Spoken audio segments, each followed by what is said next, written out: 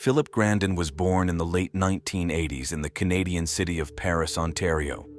Although little is known about his childhood, those close to him describe the boy as self-confident, sociable, and quick-witted. Philip was always one of the best students in school and even received a scholarship to study in middle school. The young man's leadership qualities were vividly manifested in 2003, when at the age of 17, he became the first participant in a competition called Miss Paris. Later, this competition was renamed Paris Fair Ambassador, and that's where Philip won an honorable second place. The purpose of this event is to encourage young people to achieve in various spheres of life. Participants get the opportunity to develop their skills and communicate with the city's residents. Just a year later, Philip graduated from Paris District High School with the distinction of Most Outstanding Student. After that, he entered the theological faculty of the seminary, which he successfully completed in 2007. Eventually, the young man became a pastor of the Evangelical Baptist Church on Ennerdale Road. It was within these walls that fate brought him together with a kind and sweet girl named Anna Carissa Darwin, who worked as a volunteer in Baptist churches. Carissa, as she called herself, was born on November 10, 1981, in the city of Pasay in the Philippines. Her family consisted of her mother Maria, father Marvin, and sister Hannah. In search of better work and education, the Darwin family dared to emigrate to Canada in 1994. They settled in Toronto. Relatives and friends described Carissa as an extremely responsible girl, an exemplary daughter and sister, striving to become a professional in her field and earn a living independently. Carissa got a part-time job while studying at the University of Toronto. In 2006, she earned a bachelor's degree with honors in human biology and archaeology. Soon, the Carissa began working as a risk assessment specialist at the Barclay Company in downtown Toronto. Those close to her characterized Carissa as a wonderful person, with a pure and tender soul. She was very devout and actively participated in the life of Baptist churches. 2 years after graduating from university, the Carissa not only achieved success in her career, but also finally found her love. Parishioners who attended the same churches as Carissa said they considered her an exemplary and good woman who lived to serve her faith. The girl was very popular and loved in these circles. Everyone admired her inspiration and positivity, despite her struggle with liver disease. Carissa never complained and was always happy and smiling, even when enduring pain. Those around them believed that Philip was a great match for Carissa, as both were united by love and respect for the faith. The relationship between them developed rapidly. It seemed that the lovers genuinely adored each other, and, as Christian couples usually do, they swore their love and fidelity before the altar in the presence of their brothers and sisters in faith. After the wedding, the couple moved together into a small bungalow in the city of Scarborough, Ontario. After 3 years of happy marriage, the couple received stunning news. Carissa was pregnant. The expectant mother was over the moon with happiness. She passionately dreamed of a child and was delighted at the thought that she would soon meet her little Geladin, as she affectionately called her unborn baby. But the Carissa's joy quickly faded when in August 2011, she learned of Philip's infidelity. The man was having an affair with a woman Carissa considered her friend. As if that weren't enough, the homewrecker turned out to be a parishioner of the same church where her husband was a pastor. And to top it all off, Carissa made another discovery that completely shattered her world and undermined her dreams of a happy family with Philip. It turned out that her spouse had an addiction to pornography. So not only was the man cheating on his wife, but he was also violating the commandments of his religion while holding the position of pastor. Despite all the pain, the always gentle Carissa was ready to forgive her husband and take him back. She loved Philip more than anything and wanted to continue building a family with him. The girl even found the strength to forgive Carissa, with whom he had cheated on her. But forgiveness alone was not enough. Not wanting to sit idly by, Carissa dared to seek help from a church mentor named Stephen. Philip and Carissa had known him even before the beginning of their marital relationship. The girl told him that her husband had a physical and emotional connection with another woman, a parishioner of their church. In response, Stephen offered to help them through couples therapy. Philip agreed and seemed to sincerely want to stay with his wife and return to the righteous path. But in reality, it was not so simple. The man's actions had consequences, and it was impossible to fix the situation with a wave of a magic wand. At one of the therapy sessions the couple attended every Thursday, Stephen advised Philip to renounce his position in the church. The main argument was that his behavior did not correspond to the role of a pastor and spiritual leader of the community. At the same time, Stephen asked Philip how he could give advice to others when such a fierce struggle between faith and carnal desires was raging inside him. He also noted that from all perspectives, it was wrong to be a pastor of a church that his mistress continued to attend. Moreover, in Stephen's opinion, by giving up his job as a priest, Philip could avoid temptations and devote all his energy to his family. Despite his annoyance at such advice, deep down, Philip understood its validity and did not dare to refuse. In the end, he agreed to leave his pastoral work. When it was revealed during therapy that the man also had problems with pornography, Stephen again insisted on decisive measures. Since Philip seemed unable to control his base instincts, the only way to prevent him from accessing such content was to install a filter on his computer. And this time, the advisor urged him to focus on restoring his relationship with his pregnant wife. Philip seemed to have repented of his actions and heeded the pastor's instructions. He gave up his position as a clergyman and got a new job as a nurse and administrator at the Neal's Place nursing home.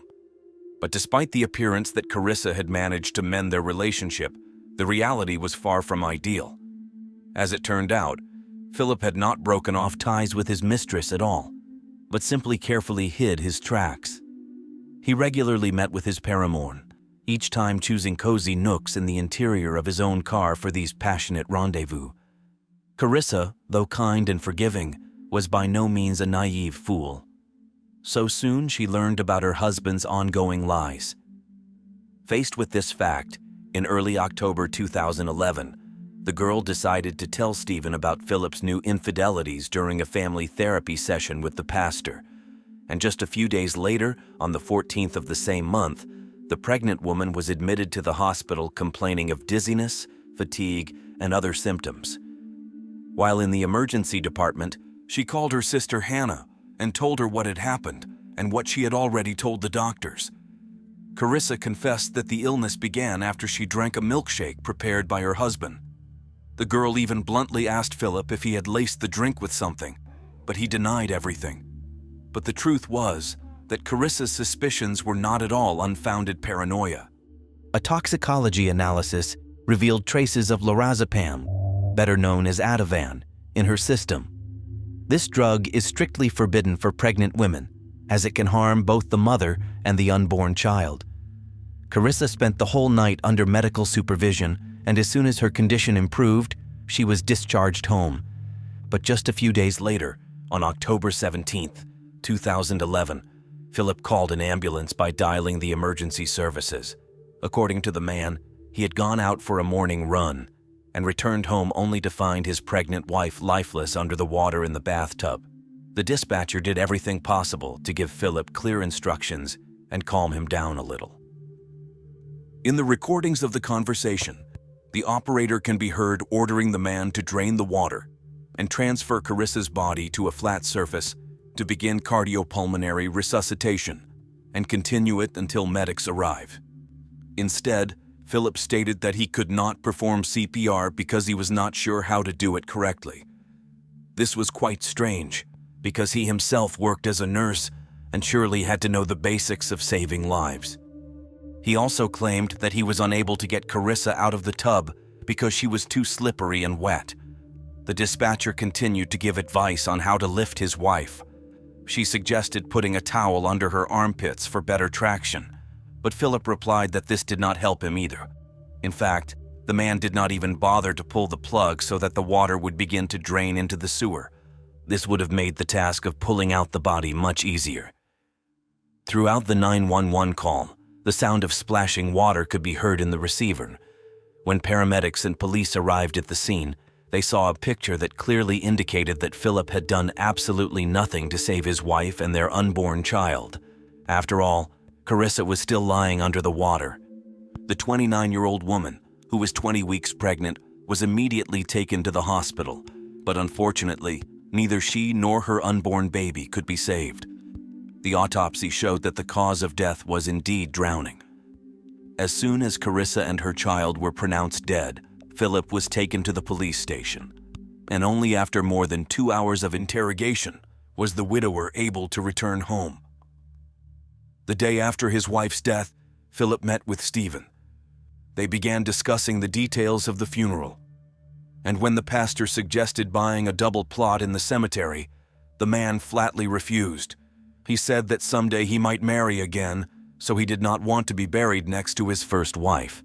Such a response seemed extremely strange and inappropriate for a person who had just lost his pregnant wife. Carissa's funeral service took place 2 weeks later at Jarvis Baptist Church. Numerous parishioners with whom the deceased had communicated, as well as her friends and relatives, were present at the ceremony. Among those present was Philip's mistress, who for many years was also considered Carissa's friend. For those who knew about her connection with Philip, this woman's appearance at the funeral was an act of unprecedented offense and disrespect. However, it was not only the audacity of the homewrecker that caused outrage. People also condemned Philip for not lifting a finger to kick the mistress out. But this was not the only thing that angered the public. Many were outraged by the outright lie that Philip allowed himself in the obituary published in the Toronto Star magazine immediately after Carissa's death.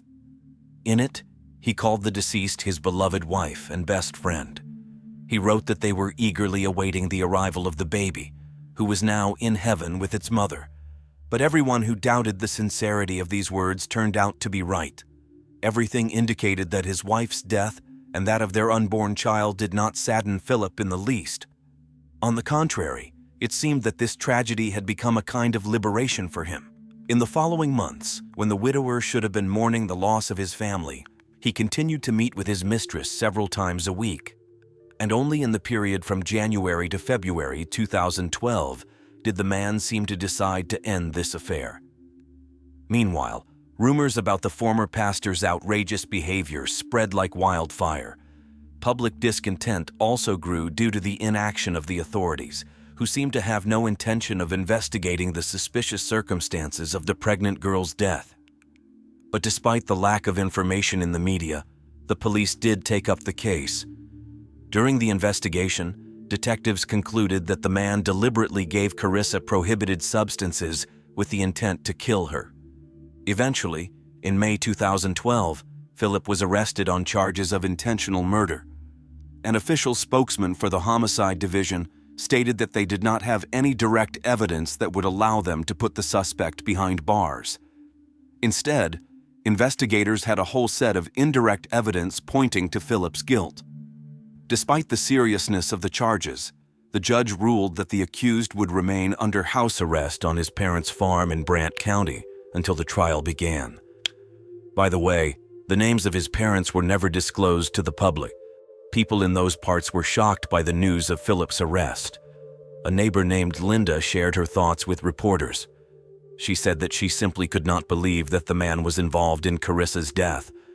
According to her, in the 2 years of living next door to the Grandin couple, they had become close friends. Linda considered them the perfect couple. Philip and Carissa often visited her in the summer to drink lemonade and chat. They were always so calm and friendly.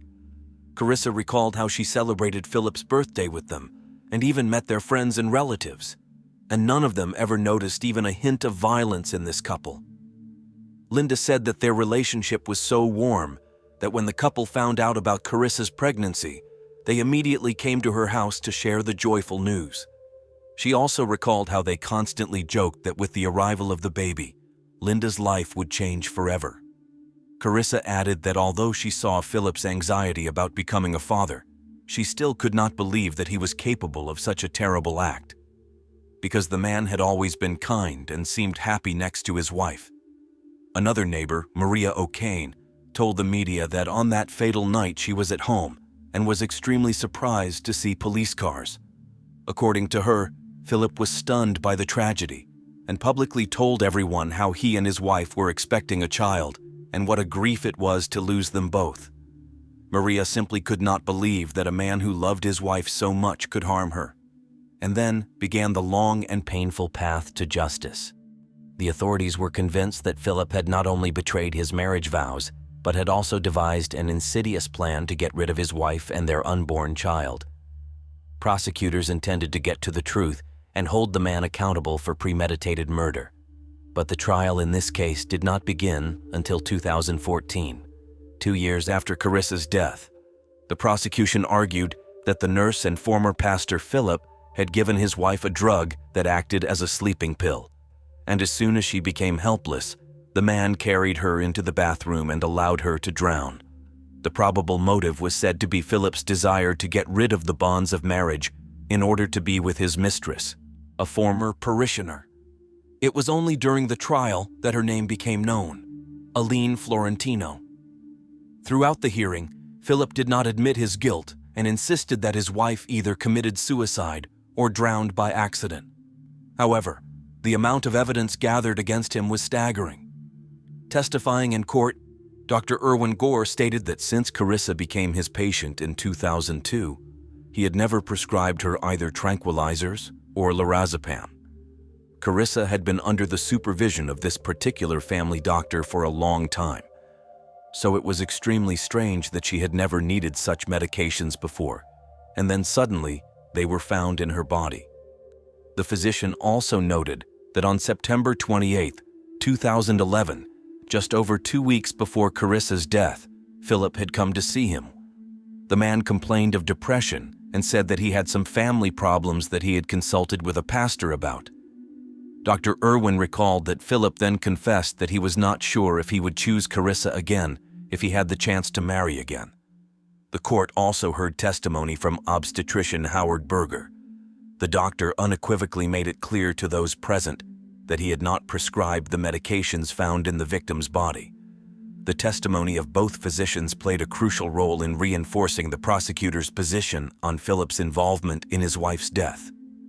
The prosecution also presented to the court the results of the toxicology examination conducted after Carissa's death. They showed the presence of lorazepam in her blood. The results of blood tests taken a few days earlier, when Carissa was hospitalized for disorientation and drowsiness, were also presented as evidence. That test also revealed lorazepam in her system, albeit at a lower concentration than at the time of death. The judges were also told that Carissa herself suspected foul play when these symptoms appeared. On October 14th, while in the hospital, she told her sister about her certainty that it was Philip who had drugged her with prohibited substances. The prosecution insisted that the events unfolded according to this very scenario. Carissa's hospitalization on October 14th was a kind of rehearsal for Philip of the planned crime. This incident allowed him to determine the necessary dosage of the drug to increase it to a lethal level 3 days later. Prosecutors argued that the man had been hatching his insidious plan for at least a week. To confirm this, they disclosed information gathered by the police computer service. Experts found in the search history on Philip's computer that on October 10, 2011, a user logged in from his account was interested on the WikiAnswers site whether 100 milligrams of Ativan would be lethal. The same specialist testified that on the morning of October 14th, just when Carissa was being treated for poisoning, someone on Philip's behalf was searching the internet for information about treating an overdose. And just 4 hours after his wife was discharged from the hospital, someone from his profile was again Googling information about lorazepam. To reinforce their theory, the prosecution called Philip's former boss to the stand. He was to explain how the nurse could have obtained a prescription drug. The administrator of the Niels House Center, Catherine Fior, said that Philip worked for them as an assistant to the senior nurse. He dispensed medications to elderly clients and was responsible for disposing of excess drugs. In this regard, a Toronto police computer expert also testified that during a search of the suspect's laptop, he found a report dated June 2011 about medications prescribed to residents of Neil's house, among which lorazepam was listed. Thanks to the computer seized from Philip, detectives learned another important and alarming detail.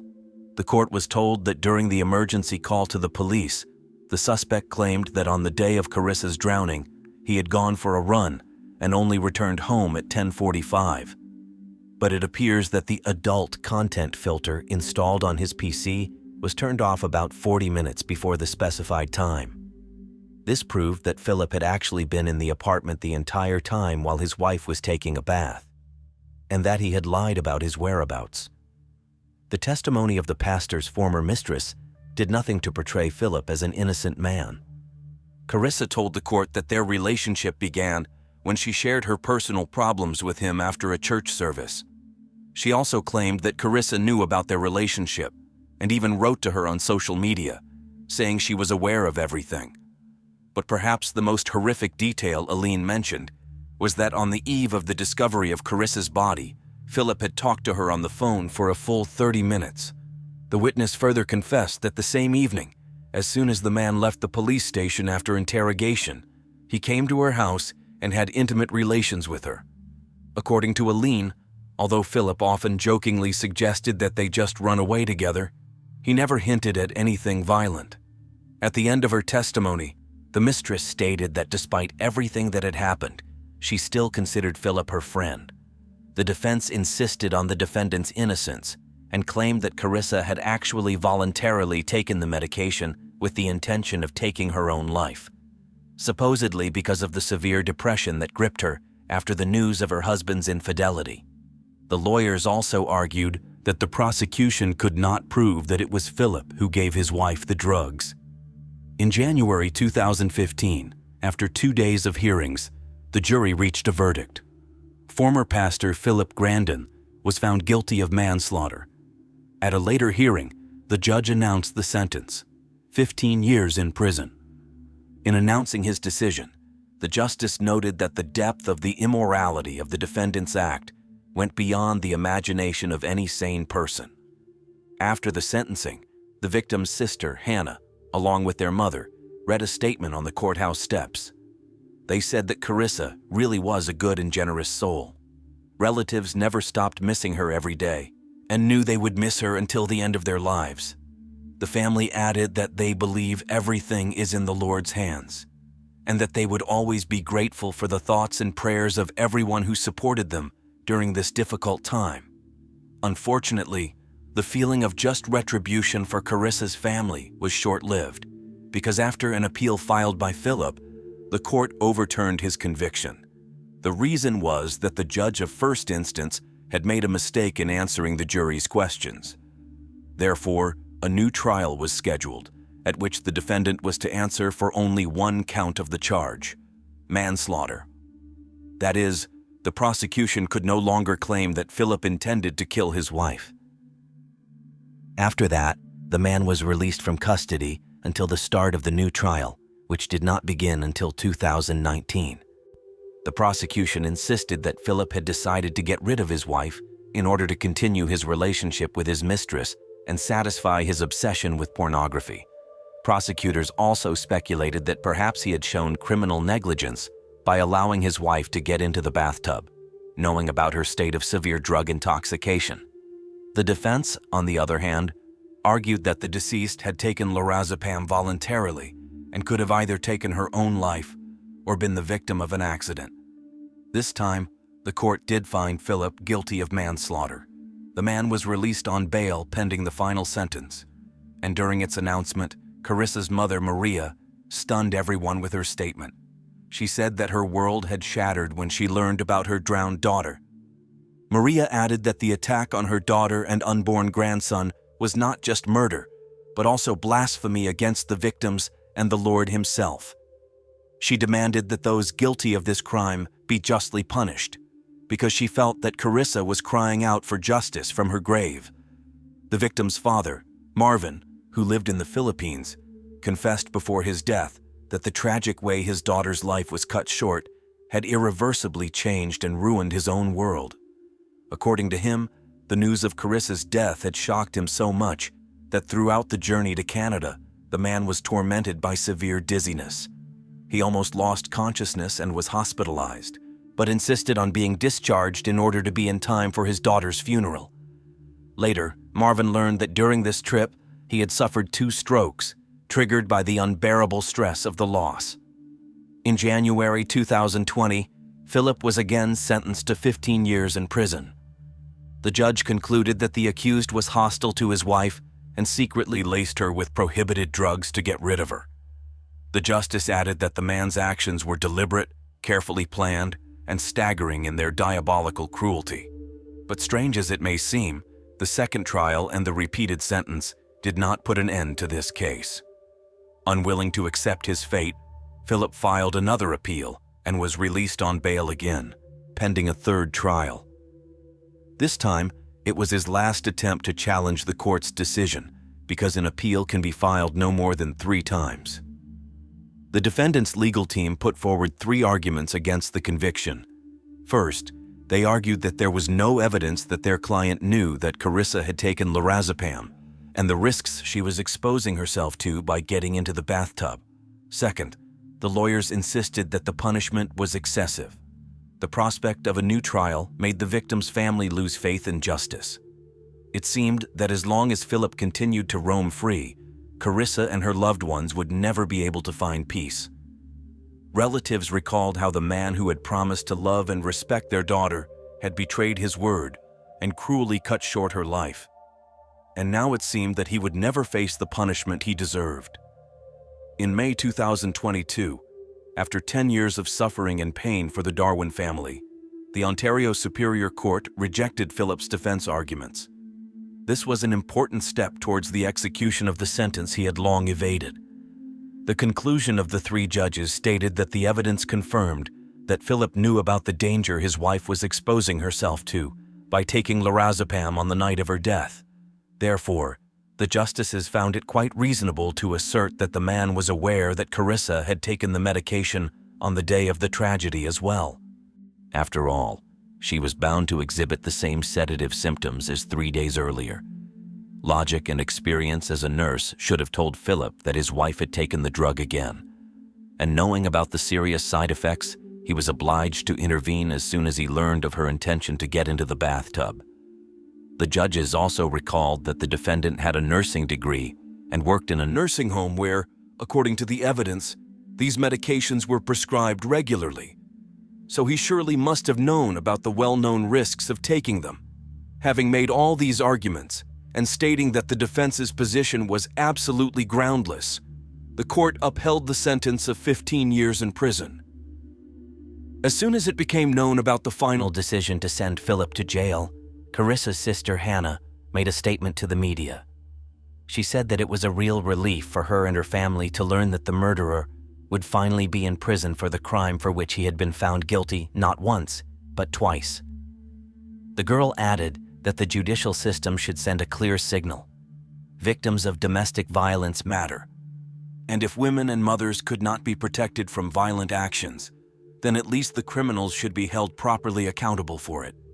Hannah stressed that the person involved in her sister's death had resorted to various procedural tricks to delay the inevitable as much as possible, whereas Anna Carissa Grandin never had a chance to appeal because her own husband had sentenced her to death, acting as a judge who was too cruel and unfair. Since Carissa passed away in October 2011, an endless nightmare began for the Darwin family. And this tragedy struck them after all the trials they had overcome by moving from the Philippines to Canada. They came to a foreign country, full of hopes and dreams for a better future. But unfortunately, Philip crossed their path. When Carissa first met him, none of her loved ones could even imagine that behind the mask of a pious man hid a dark essence. A villain capable of repaying the girl's love and devotion with the most insidious and cruel betrayal.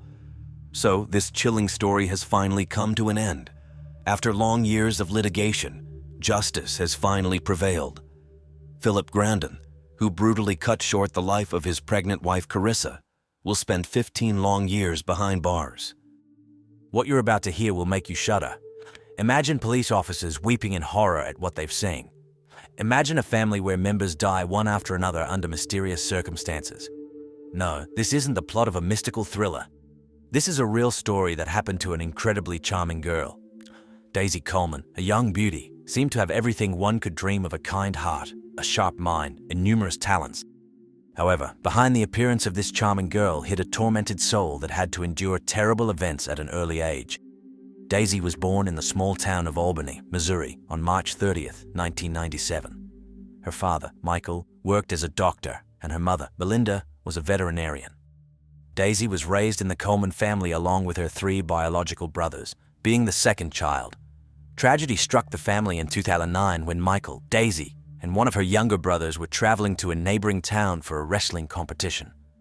During this trip, their car collided with an obstacle on the road and flew into a ditch. Sadly, as a result of this terrible accident, the head of the family died.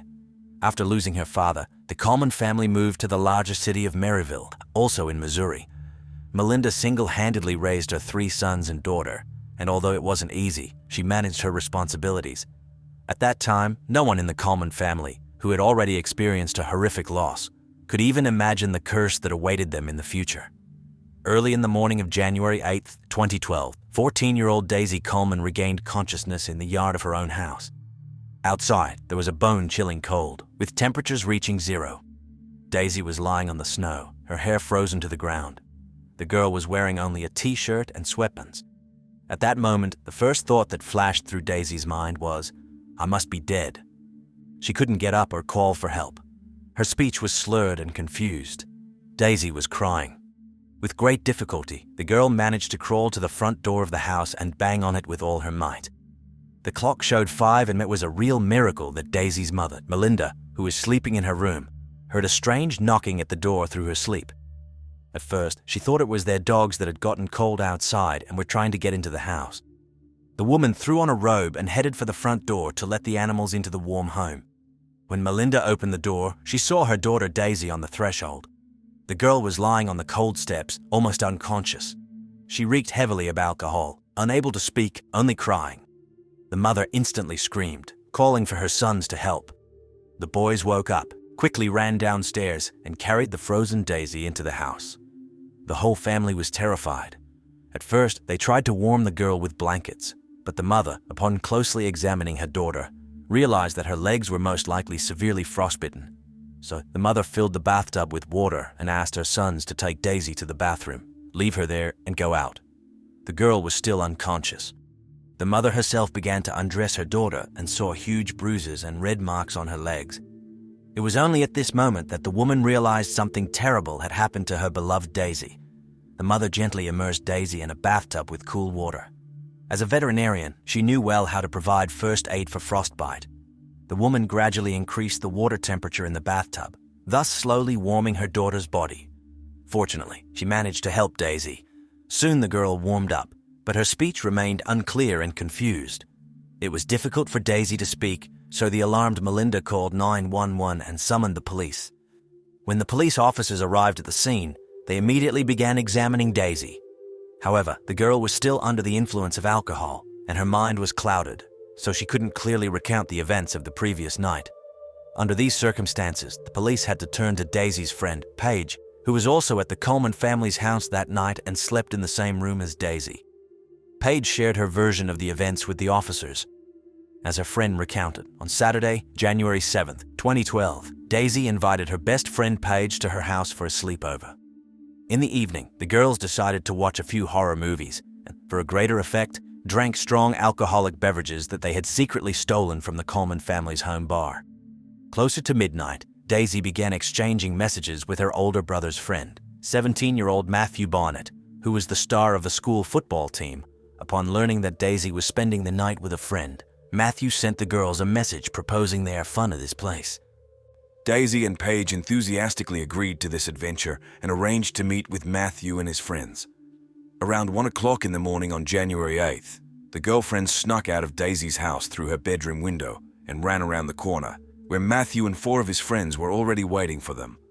The boys escorted the girls to Matthew's house, helped them get through the window into the basement, and asked them to be quiet so as not to wake up Barnett's parents, who were sleeping upstairs.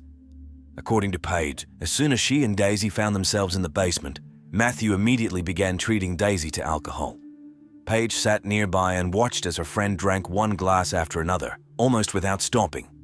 At some point, one of the boys, named Nicholas, approached Paige, took her hand, and led her to a neighboring empty room in the basement. There, at the young man's initiative, they had sexual intercourse. Meanwhile, Matthew and Daisy went to another room where there was a large bed. Several times, when the door opened, Paige was able to see what was happening in that room with Daisy. The girl was lying on the bed, barely conscious, unable to speak or move. Matthew took advantage of her helpless state and engaged in sexual intercourse with Daisy. His friend Jordan Zetch filmed everything that was happening on his smartphone camera. At 2 o'clock in the morning, the boys decided it was time to go home. They put the girls in the car and drove them to the Coleman family's house. Paige got out of the car first. Matthew told her that Daisy should sit outside in the fresh air to sober up. The boys assured that they would stay with Daisy and take care of her safety outside. They advised Paige to go home and go to bed.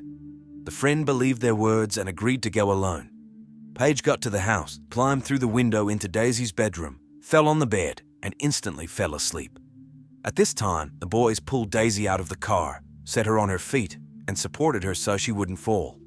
The girl got sick, so they took off her shoes, took her purse and cell phone, and held her hair while she vomited. Then they gently laid Daisy on the cold ground near the house. Fearing that they might be noticed and not wanting to take risks, the young men quickly got into the car and drove away. Daisy lay outside for about 3 hours in the bitter cold at 0 temperature. She was wearing only a t-shirt and sweatpants, without socks or shoes. Her hair was wet and frozen. Arriving at the scene on a call, the police officers thoroughly examined the Coleman family's house and the surrounding area. In Daisy's room, they came across 5 empty plastic bottles of alcoholic beverages. In the yard, they found Daisy's bag, her cell phone, shoes, and traces of vomit. That same morning, the victim was taken to the hospital for a medical examination. During the examination, numerous bruises on her legs and tears in the groin area were recorded on Daisy's body. The girl had several tests taken, one of which showed that the alcohol level in her blood was almost twice the maximum allowable limit. After a few hours in the hospital, Daisy finally regained consciousness. She reported that she did not remember any details of the previous night. The girl could not reproduce the details of what happened and admitted that she had drunk too much alcohol. However, Daisy did not deny the fact that she had taken alcoholic beverages from the home bar without her mother's permission and secretly ran away at night to the company of boys. Around 11 a.m. on January 8th, a few hours after the incident, law enforcement officers located Matthew Barnett, Jordan Zetch, and Nicholas Graumaudis. They were charged and all 3 were taken to the police station for interrogation. During questioning, Matthew Barnett did not deny having intimate relations with Daisy Coleman that night. However, he insisted that everything happened by mutual consent. The boy said that when he met Daisy and her friend Paige, the girls were already intoxicated. At first, Matthew denied treating Daisy to alcohol, but the more he spoke, the more entangled he became in his own testimony. Eventually, he did confess to treating Daisy to a few shots of strong drinks to melt her icy heart. Matthew reported that during intercourse, he used a condom, which he threw away on the way back to Daisy's house. Another person involved in the case, Jordan Zetch, initially refused to testify but later admitted to using his friend Nicholas' smartphone to record a video of Matthew kissing Daisy. The video lasted about 10 seconds. Jordan managed to show this video to his friends, but then, getting scared, deleted it. Nicholas, who had sexual intercourse with Daisy's friend Paige, was the only one who immediately fully admitted his guilt. He was sent to a juvenile detention center. Matthew's friend, who drove the boys and girls in his car to Daisy's house, said that throughout the ride, Daisy wouldn't stop crying, and Matthew expressed fears that the girl's brother Charlie would kill him if he found out what happened. At the same time, it became known that a few days before the terrible incident, Matthew had already visited the Coleman's home. That time, he had a peaceful dinner with the family at the same table in a friendly atmosphere. At 1 p.m. on January 8th, a search was conducted in the basement of Matthew Barnett's house. Police officers seized bed linen, several empty bottles, men's underwear, and plastic cups. During repeated interrogations, the sheriff's assistant, while talking to Matthew, was moved by the young man's story. At one point, the officer even suggested that girls often resort to such actions to attract attention, and it is quite possible that this case is one of those.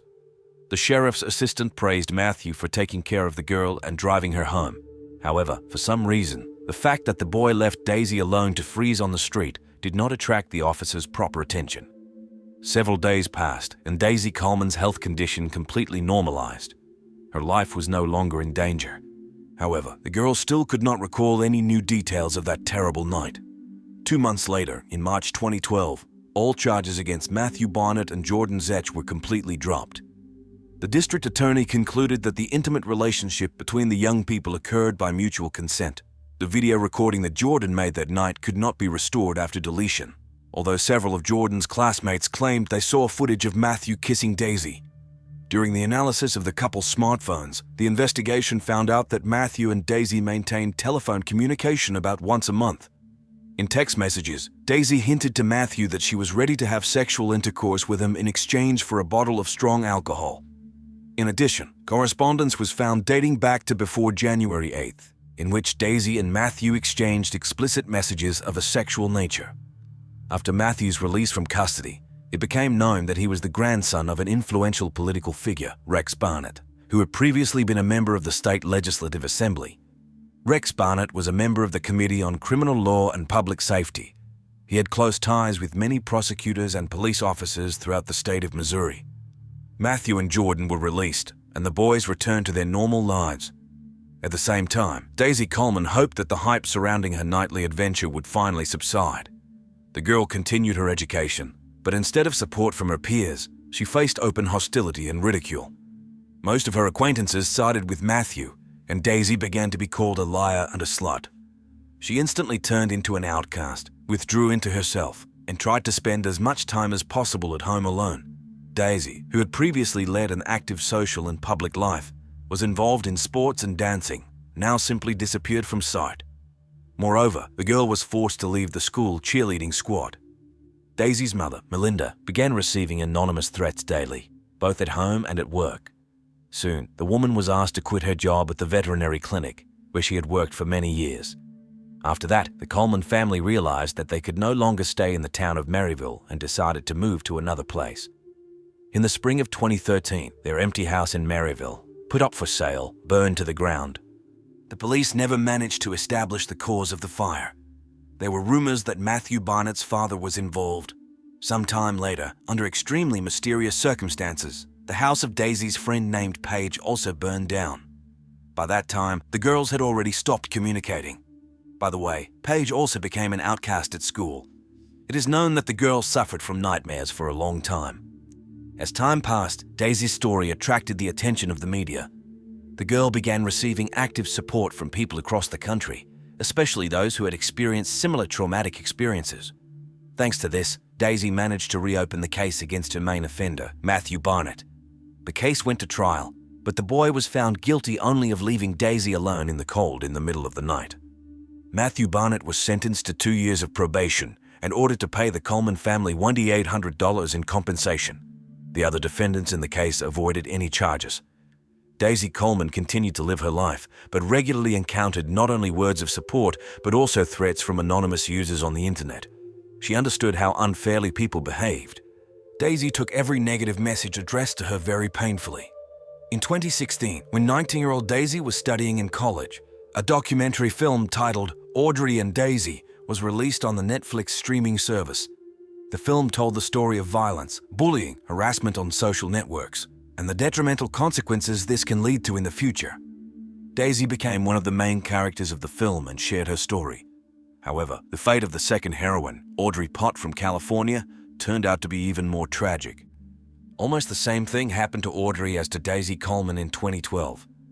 But unlike Daisy, Audrey was unable to cope morally with what happened. The girl's photos quickly spread across the network. Both Audrey's friends and enemies saw them. The last post she left on her social media page contained the following words: "My life is ruined. The whole school knows. I will never get rid of this reputation. Everyone knows how bad I am. I want it all to end." 9 days later, Audrey took her own life. She could not withstand the humiliation that fell upon her from all sides. Audrey's parents were able to initiate a criminal case only 6 months after their daughter's death. The perpetrators, 3 boys, were sentenced to terms ranging from 30 to 45 days. Later, their families paid Audrey's parents about $1 million in moral compensation. Let's return to Daisy Coleman. In 2018, seeking to start life with a clean slate, the girl moved to the state of Colorado, where she got a job at a tattoo parlor. At the same time, she worked on creating a second film project, which focused on the process of her own recovery. However, in June 2018, Daisy faced another shock. Her mother Melinda and brother Tristan got into a car accident while driving to Daisy from their hometown. As a result of the accident, 19-year-old Tristan died. The circumstances of this tragedy remain unknown to this day. After losing her brother, Daisy published a post on social media in which she admitted that every day it became more and more difficult for her to keep her inner demons under control, to put on a smile, and to pretend that everything was fine. After Tristan's death, Daisy co-founded a charitable organization that supported victims of violence. She continued to share her personal tragedy and provide support to other people who found themselves in similar situations. In her publications, Daisy repeatedly talked about how sometimes it was difficult for her to cope with the thoughts swirling in her head. She struggled with emotional pain, panic attacks, and constant terrible memories. In the summer of 2020, 23-year-old Daisy Coleman began sharing disturbing details with her friends. She was being stalked by an unknown man who constantly sent her threats. The girl went to the police and filed a statement that a stranger had been following her since December 2019. Daisy desperately pleaded for help, but her pleas went unanswered. On Tuesday, August 4th, 2020, she published a tweet in which she admitted that she was afraid to leave the house. Daisy wrote that she couldn't even walk her dog or go to work because of the overwhelming fear. She also reported that she had lost her appetite and couldn't sleep. A few hours later, a new post from Daisy appeared on Facebook. She said that some man had approached her house and knocked on the door. The girl confessed that she was very scared. She suggested that this man might have previously stolen her keys, and now it would not be difficult for him to get into her home. In addition, Daisy reported that the unknown man had stolen her photos and registered on one of the sites, where he offered intimate services for money on her behalf. Melinda, Daisy's mother, upon stumbling upon her daughter's message on social media, immediately called the Colorado police asking them to check on the girl. At 4 p.m., officers arrived at Daisy's home. She let them into the house, and the police spent about an hour with her. The girl again told them about being stalked by an unknown man. The officers did not notice anything suspicious in Daisy's behavior. But shortly after the law enforcement officers left, 23-year-old Daisy Coleman contacted her boyfriend via video call. During the conversation, she suddenly took out a gun, pointed it at herself, and pulled the trigger. Her boyfriend did not immediately realize what had happened. The connection was cut off. Daisy stopped answering calls. Frightened, the young man dialed 911. When the police officers arrived at Daisy Coleman's house again at 8 p.m., they found the girl already dead. One of the police officers couldn't hold back and burst into tears at the sight. The girl had a fatal gunshot wound. She was lying in a pool of blood. Melinda, Daisy's mother, reported her daughter's death in a post on her social media page. She wrote, "Daisy was my best friend and a wonderful daughter. How I wish I could take her pain away. She never recovered from what those boys did to her back in school. It's just not fair. My girl is gone from us." The woman said that she had fought for Daisy and her mental health for many years. She believed that she had done everything possible for her beloved daughter. The mother also confirmed that in recent months, Daisy was indeed being stalked, and just recently, the girl found out that she would never be able to have children. After Daisy's death, the tattoo parlor where she worked was robbed. The perpetrator stole an album with Daisy's exclusive sketches and her tattoo machine. 4 months passed. In December 2020, 58-year-old Melinda Coleman published another heartfelt post on social media dedicated to her beloved daughter. And soon after, the woman took a gun in her hands and did the same as Daisy. Only 2 sons remained in the Coleman family, the older Charlie and the younger Logan. The charitable organization founded by Daisy organized a fundraiser to support the boys. It became known that Matthew Barnett's life and career were going well. After the death of Daisy and her mother Melinda, he expressed words of sympathy about the tragedy that befell the Coleman family. "I hope that Daisy's story will be the impetus for change in our society. We must create a world in which no child will suffer from violence, where every voice will be heard, and every victim will receive support and justice. Thank you for being with me and listening to this difficult story. I love each and every one of you. May the memory of Daisy Coleman forever remain in our hearts as a reminder that love, compassion, and support are what make us human. Take care of yourselves and your loved ones. 2014, the family of a successful entrepreneur named Harold Saska suddenly lost all contact with the head of their household. Investigators gradually uncovered shocking details surrounding Harold's death. The circumstances of the incident turned out to be so horrific and repugnant. The questions still arise as to whether the perpetrator's punishment was severe enough. At the same time, it raises the question of whether Harold himself may have had hidden negative character traits that could have led to what happened to him. This crime is so cynical that it even became the basis for writing a book. One of the main figures in this case was 19-year-old Sarah McLean, a charming and sociable girl. Before the tragedy occurred, she lived with her employer, Harold Saska. Relatives described him as a successful businessman with a difficult personality. He was quite impulsive and always sought to dominate in relationships with anyone. Sometimes Harold could seem rather rude, but according to his loved ones, he by no means deserved the fate that befell him. These events took place in the small city of Lawrence, Kansas, USA, with a population of less than 100,000 people. On January 17, 2014, a young man who lived near the Lawrence College campus came to the local police station. It was a very safe and comfortable area to live in, with a low crime rate. Of course, conflicts sometimes occurred here, but they were usually minor altercations between students that were quickly resolved without serious consequences. When the young man arrived at the police station, the officers initially assumed that it was some insignificant incident. The guy reported that he had heard suspicious and frightening sounds coming from his upstairs neighbor's apartment. He believed that something terrible might have happened there. The law enforcement officers decided to check this information and responded to the call quite promptly. By that time, it was already around 11:00 p.m. No one answered the knocks on the door, but there were strong reasons to believe that something bad had happened inside. The police then began to survey the area. It turned out that the back door was locked. Next, the officers looked through the windows, shining flashlights into the rooms, trying to understand what had occurred inside. In one of the windows, they saw something that turned a routine check into an investigation of a serious crime. The police noticed an unconscious man lying on the floor. When they entered the apartment, they recognized him as Harold. He was lying in a pool of dried blood. Harold's throat was cut so deeply that his head was barely attached to his body. This was clearly not just a crime, but a murder committed with extreme brutality. The local police had never encountered such gruesome crimes before and were shocked by the scene they witnessed and the amount of blood in the apartment. No one could understand who could have committed such a heinous act. Investigators quickly found out that during this period, a 19-year-old student named Sarah McLean was living with Harold. However, there was no trace of the girl in the house. There was a possibility that she had become the second victim of an unknown psychopath who broke into the apartment and brutally killed the man. Sarah should have been the last person to see Harold alive. What could have happened to the girl was anyone's guess. Numerous witnesses and acquaintances claimed that for Sarah, Harold was a role model and a mentor in life.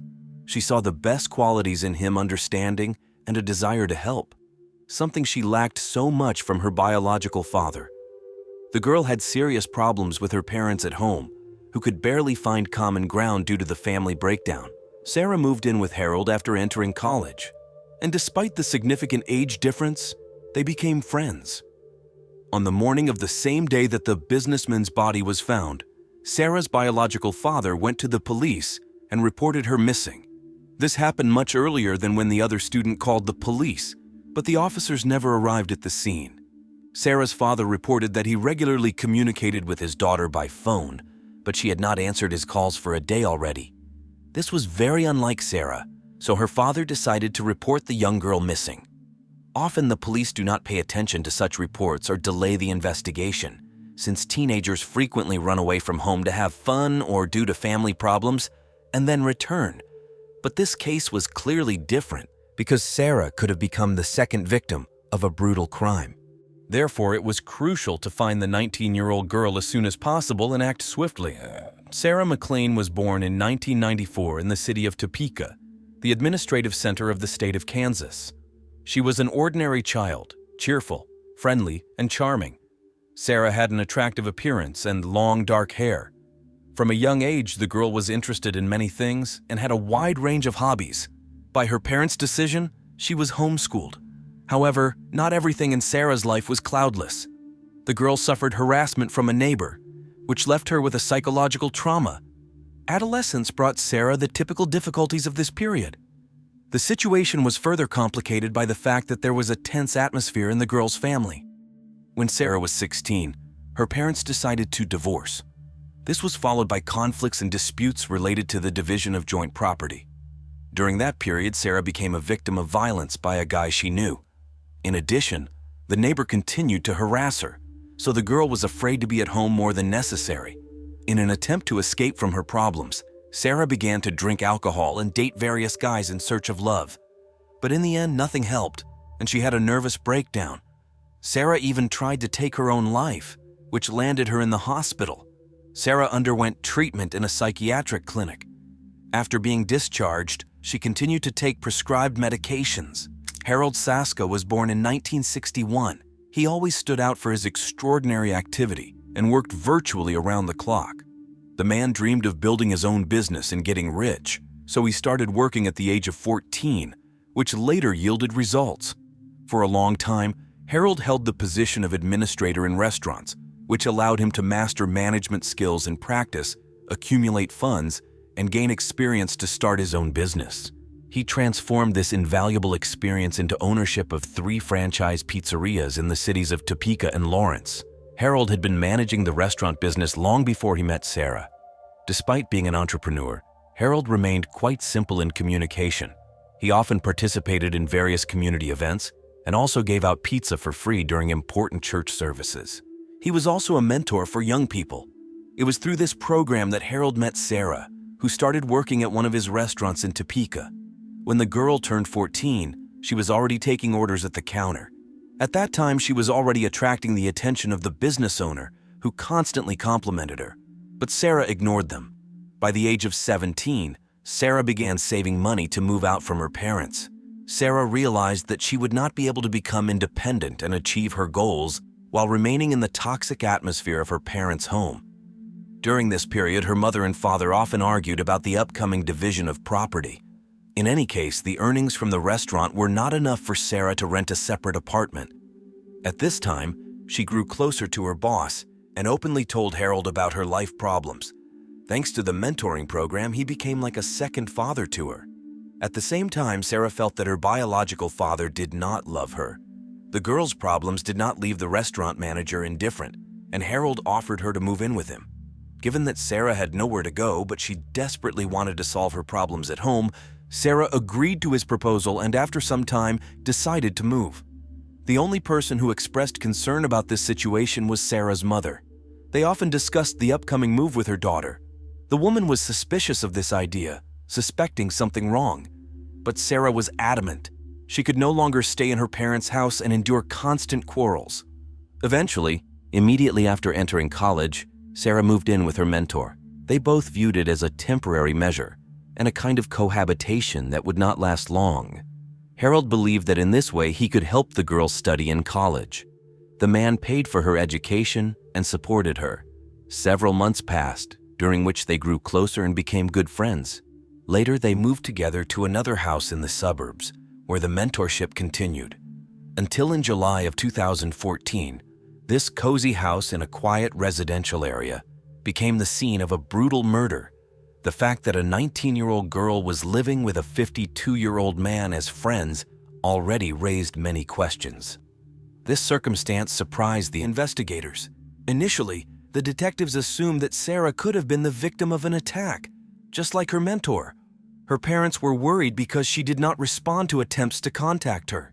There was a possibility that Sarah had been taken hostage and faced an unenviable fate if the police could not quickly find the perpetrator. To let her know that we love her and want her to come home. Forensic experts were shocked by the brutality of the attack on the businessman. It appeared that the motive for the crime was personal. The victim's hands were tied behind his back, and then his throat was slit. Analysis of the blood traces found showed that they all belonged to the deceased. Probably Sarah was not injured during the attack, but then it could indicate her abduction. Other versions were also considered in parallel. During the searches, detectives noticed the disappearance of many valuable items. It resembled a robbery. Most of the items were scattered from the closets, as if the perpetrator was looking for valuables. As a result, the criminal stole money and firearms that Harold kept for self-defense. After taking inventory of the stolen items, the detectives realized that almost all of the girls' personal belongings had disappeared from the house. They were clearly gathered in a hurry. However, Sarah's car remained in place. In addition, her mobile phone and tablet were lying on the kitchen table. Given that Sarah was left without means of communication, investigators increasingly leaned towards the idea of her abduction. Otherwise, she would not have left her phone and car behind. However, the strangest find discovered by law enforcement was letters on the floor. Some word was written in Harold's blood. It was probably a message, but it was smeared, so it was impossible to read the inscription. The only lead the investigators had was the license plate number of the victim's car, which had also disappeared from the crime scene. The number was checked in the database, and the police began an active search for the vehicle. They reviewed all the footage from surveillance cameras where this vehicle could have been recorded. Soon it was spotted on a recording from a toll booth located on the way to Texas. However, the video quality was very poor. The detective saw a person behind the wheel, but it was impossible to determine who it was. Even the driver's gender remained a mystery. It was clear that the car was heading south, so the police began checking other cameras that could have captured it along this route. However, no new information could be obtained. The sheriff of the precinct contacted all the posts that the stolen car could have passed, but it was quiet everywhere. While the detectives were waiting for new information, they began interviewing the missing girls' friends and acquaintances. The investigators sought to get an idea of these people's personalities and find out the true nature of the relationship between Sarah and the 52-year-old murder victim. The police suspected that their relationship might go beyond ordinary mentorship and friendly cohabitation. However, no evidence of an intimate relationship or anything similar could be found. No one had ever noticed them behaving like a couple in love, although some people had such suspicions. Even in the house where Sarah and Harold lived, the girl had her own separate room and bedroom. It seemed that the man had indeed become a mentor and, to some extent, a father figure to his employee. This was entirely consistent with the image of a virtuous Samaritan, which was portrayed by numerous friends and acquaintances of Harold. The police even found confirmation of this in one of Sarah's social media posts, where she was pictured together with Harold. Sarah referred to him as Dad. Colleagues at work also did not notice any signs of a romantic relationship between the persons involved in the case. They described Harold as energetic and extremely purposeful. The entire business rested on him, and he also enjoyed helping those in need. He helped everybody. He was to help everybody, and in fact, he was helping Sarah. Anybody, he would pick you up off the street. If you needed somewhere to stay, he'd give you money. If you were hungry, he was just really kind. However, some characterized him as a pervert who was attracted to young girls. Therefore, they assumed that the real reason for inviting Sarah to live with him was the desire to engage in an intimate relationship with her. Sarah, for her part, was described as a diligent, nice, and smart girl. She gave the impression of a somewhat shy person. She did not have many close friends. Sarah compensated for most of her communication through activity on social networks. No criminal past was found for either of the pair. Despite interviewing dozens of people, the police did not make any progress in the investigation. Sarah's whereabouts and fate remained unknown. Meanwhile, the critical 48-hour period, during which the chances of finding a crime victim alive were highest, was rapidly running out. Soon, the missing girl's relatives received a call from an unknown person from Texas. He did not say anything specific and simply hung up after a few seconds. Fortunately, the police managed to track the location from which the suspicious call was made. It was assumed that Sarah's kidnapper was the one who called. It was a gas station near the town of Bish, Texas. The call was made from a 24-hour store, so investigators were able to obtain footage from surveillance cameras as soon as they arrived at the scene. The video showed Sarah entering the store and dialing a number on her mobile phone. However, she did not say anything and ended the call a few seconds after her parents answered. Then she calmly made a purchase, paid for gas, got into the car, and drove away. This event raised new suspicions among the police. The girl closely resembled Sarah in appearance. If we assumed that she was a victim of abduction, then why did she enter the store alone, without any coercion? and behave completely at ease, as if no one was forcibly holding her? Could it be that Sarah was not a victim but a murderer who was trying to escape? A week passed, during which no news came. Sarah had literally disappeared from all radars, but late in the evening of January 25, 2014, one of the police officers on patrol in the Everglades area of Florida noticed a suspicious car parked on the side of the road while inspecting his precinct. They say from Lawrence, she then went somewhere into Texas and eventually crossed over into Florida, where she was found Saturday at the Everglades National Park. Stopping was prohibited in this place, so the officer decided to check the vehicle. In the back seat of the car, he found a girl sleeping, curled up. The patrol officer noticed a large number of empty water bottles in the car. It seemed that Sarah had been here for quite a long time and was actually living in the car. The policeman tapped on the window, waking the girl up. He told her that she must leave this place immediately. After that, as a precautionary measure, the patrol officer checked the car's license plate number in the database. It turned out that the car was wanted and belonged to Harold Saska. The officer ordered the girl to get out of the vehicle, detained her, and sent her to the state of Kansas. The vehicle was immediately seized and sent for examination. During a search inside the car, a large knife with stains resembling blood, a gun, and an axe were found. After conducting analyses, forensic experts concluded that it was this knife that had been used to slit the throat of the 52-year-old businessman. But what could have prompted someone to deal so brutally with a person who was their mentor and in many ways replaced a biological father? In this rather strange tandem, it was Sarah who aroused more suspicion. She came from a troubled family. Despite her good manners and politeness, Sarah had long been considered a difficult teenager. During interrogation at the police station, Sarah confessed that the reason for the tragedy was the events that occurred after she began living with Harold. According to Sarah, at first everything was wonderful. Harold took care of her like a father. The man asked Sarah to call him dad in public, and he told everyone that Sarah was his stepdaughter so that their cohabitation would not raise unnecessary questions for anyone.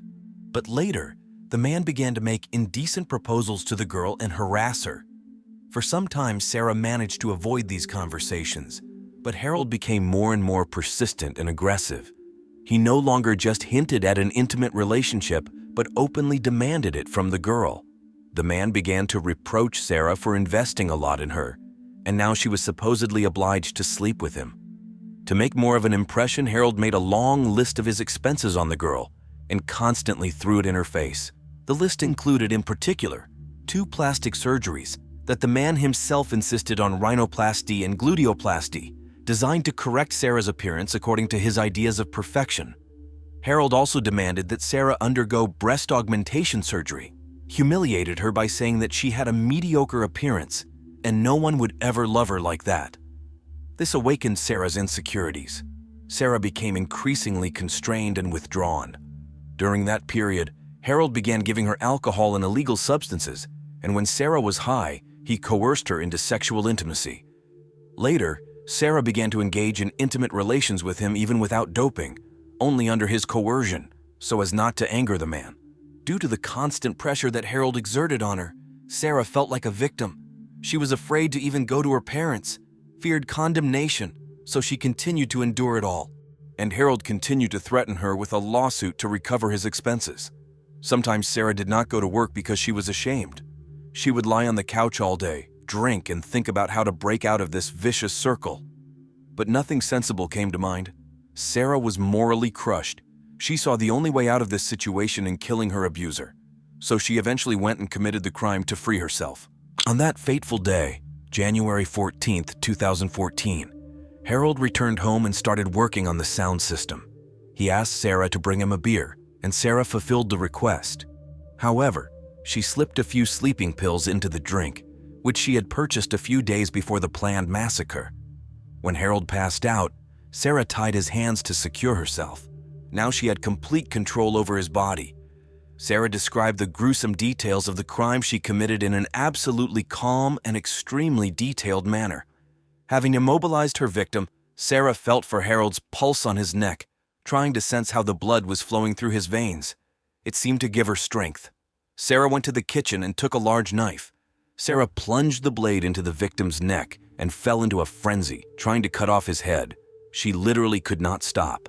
At one point, the thought flashed through the girl's mind to abandon her intention to kill Harold, but she could no longer restrain herself and decided to follow through with it. The police also tried to clarify some strange circumstances found at the crime scene. In particular, they were interested in what was written in blood and why it was later erased. Sarah explained that after the murder, she wrote the word freedom in blood, which then accidentally got smeared. The suspect claimed that she had to break free. That was how she marked the purpose of this crime. Having finished dealing with Harold, Sarah washed up and changed her clothes. She confirmed that she had intentionally left her phone and tablet in the kitchen to avoid the possibility of being tracked. Instead, Sarah stole another mobile phone. It was from this phone that she called her relatives from the gas station. Before fleeing, Sarah gathered her personal belongings, everything that could come in handy on the road. The girl drove as far as she could, then stopped in a deserted place and spent several days there, sleeping in the car, eating fast food, and pondering her next steps. But eventually, Sarah began to be tormented by her conscience. She felt bad and fell into despair. At the time she was found, Sarah was in a pitiful state. During the interrogation, Sarah also admitted that she wanted to see someone die. Law enforcement officers latched onto this phrase and dismissed the version that Sarah herself was a victim of violence. Well, simply put, we believe that the facts of this case, once they're revealed in the courtroom, will be evidence of that heinous, atrocious, and cruel offense that Kansas legislature has decided is warranted for a crime of this nature, that a higher penalty is appropriate. Instead, they concluded that they were dealing with a psychopath obsessed with the idea of murder. On January 17, 2015, Sarah McLean was officially charged with premeditated murder. The hearings took place in the District Court of Lawrence. Numerous people came to the girl's defense, assuring that she had never shown any inclination to violence or cruelty. Many survivors go to prison because they aren't afforded the same consideration that we see being granted in like stand your ground situations. But the question is why and what was going on in that house. And the hearing process that we had really didn't get to that. There are lots of women at TCF in Sarah's situation. However, the prosecution had a different opinion. A large amount of evidence was collected that literally indisputably pointed to Sarah's guilt. She was found in the victim's car, where a bloody knife with 2 types of DNA was also discovered, the blood of the murdered man on the blade, and Sarah's fingerprints on the handle. During the very first interrogation, the girl gave a confession and did not retract it until the start of the court hearings. Given the exceptional brutality of the crime, the prosecutors insisted on life imprisonment for the young defendant. It only remained to convince the jury of this. Sarah's lawyer decided to build the line of defense on the basis of her insanity. He considered such tactics to be the most advantageous, so in court, he insisted that Sarah was mentally ill and needed treatment, not punishment. The defense claimed that the accused had mental disorders, for which she was taking prescription drugs. But approximately a year before the crime, a doctor had prescribed Sarah new medications that had a devastating effect on her mental state. The girl began to have bouts of aggression, she periodically fell into a rage, and cruel thoughts haunted her. All this led to the emergence of Sarah's obsessive idea to kill someone. For a long time, Sarah struggled with this side effect of medications and her illness, hoping that the obsessive thoughts would pass. She was sure that if she did commit murder, she would no longer be able to stop. However, the I'd fix would not let her go. Sometimes it seemed to Sarah that by taking someone's life, she would feel a surge of new strength. This thought inspired the girl. Eventually, she became curious to find out what feelings she would have after killing a person. However, according to the lawyer, the murder was committed in the heat of passion, impulsively. The defendant simply could not cope with the sudden outburst of emotions that seized her. The prosecution, on the other hand, believed that despite her mental problems, Sarah had a clear plan of action for the murder and was fully aware of her actions. To support this version, the fact was presented that Sarah had made online inquiries about injuries to the neck area. She was looking for information on how to inflict knife wounds more effectively and was searching for a victim for her cruel intentions. Shortly before the murder, the businessman had fallen into depression. Harold complained about his depressed state and even made remarks about wanting to voluntarily end his life. Probably, that's why Sarah chose him as her victim. Perhaps Sarah decided to help her mentor and carry out what he had intended instead of him. Sarah knew exactly how to act, so a few hours before the crime, she took the medications prescribed to her. This was supposed to awaken anger and bloodlust in her. At the same time, she gave Harold a sleeping pill and waited for him to fall into a slumber from which he would never wake up. According to the prosecutor, the planning and preparation for the murder refuted the version of the defendant's insanity, and therefore her place was behind bars. The defense, in turn, had its own arguments. The lawyer insisted that Sarah suffered from multiple personality disorder.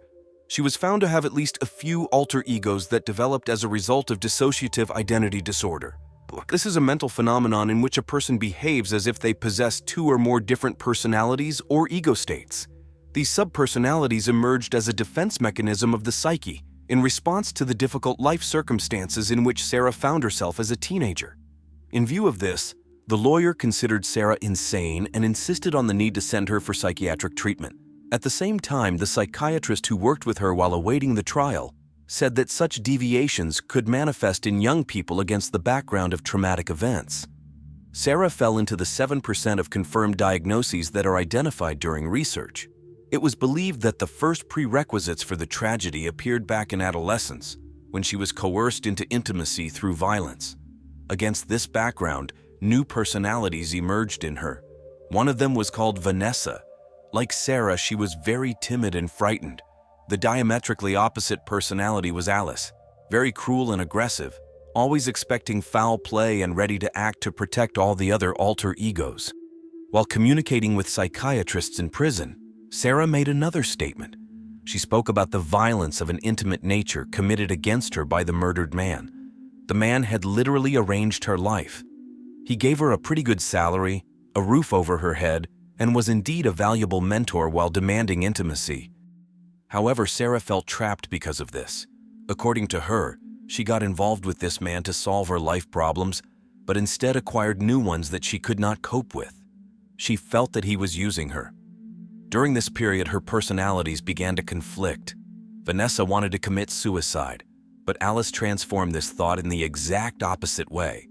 Instead of wanting to kill herself, she wanted to bring death to others. This was what the distorted defense mechanism looked like, associated with the girl's mental deviations and repeatedly amplified by the new drug prescribed by the doctor. After that, Sarah decided to commit the crime. At this time, Alice, who was killing Harold, gained full control over her body. Having thoroughly enjoyed control over the victim, she slit his throat in the most brutal way.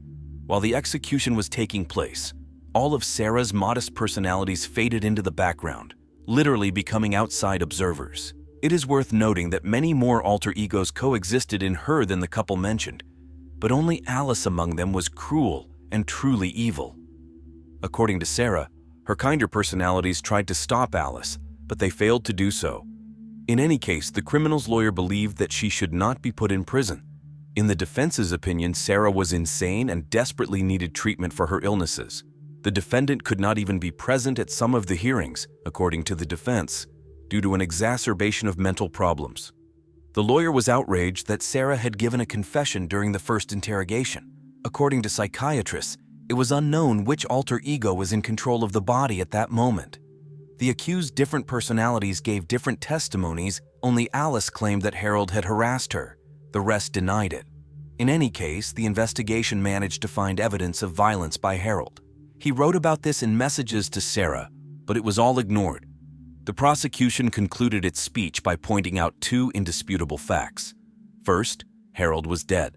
Second, Sarah was definitely the killer. Naturally, she tried to portray herself as a victim, but the real victim was already buried.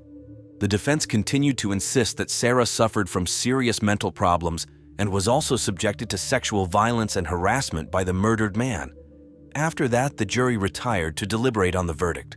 Sarah arrived at the sentencing in a rather adequate state. She managed to pull herself together. She burst into tears when she saw the Saska family. It seemed that she was ashamed of what had happened, so she asked them for forgiveness. The jury decided that Sarah was guilty of first-degree murder. She was sentenced to life imprisonment with the possibility of parole after 50 years. The jurors emphasized that it was a planned crime. In May of 2021, Sarah's case was reconsidered.